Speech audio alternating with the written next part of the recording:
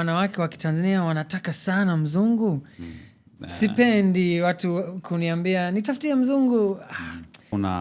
Unachukuliaje pale watu ambapo unapata DMs or messages unakuambia bana naomba nitafutie mzungu na mimi. Some ladies saying that like hey I need a white man. Yeah. Jamani.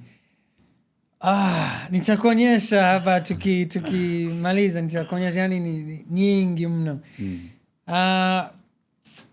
Mwanzoni niliona like inachekesha. Lakini sasa hivi naona ni kitu cha huzuni kidogo.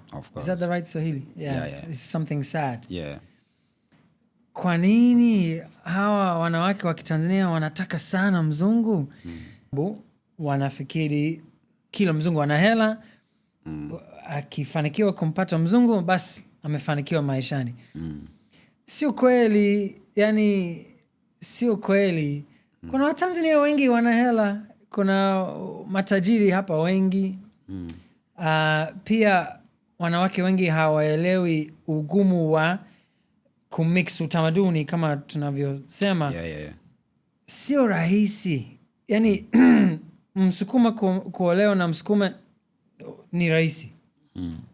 Au hata kabila moja Masai kuolewa na Msukuma, yani wote ni Watanzania.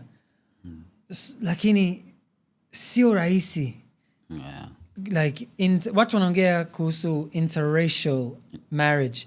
Lakini interracial haijalishi kwa sababu unaweza unakuta Black American na White American. Wana utamaduni moja. Haijalishi rangi ya ngozi. Ila Mwingereza na Mtanzania utamaduni ni tofauti. So sasa hivi naona ni kitu cha huzuni kidogo, na washauri jamani msimtafute mzungu. Kwanza Kiingereza unajua? Au Kijerumani unajua? Yani mtaelewana kweli? Utaweza kuishi kwenye baridi? So sipendi watu kuniambia nitafutie mzungu. Naona ni like an extension ya ukoloni. Of course. Like kwa nini unataka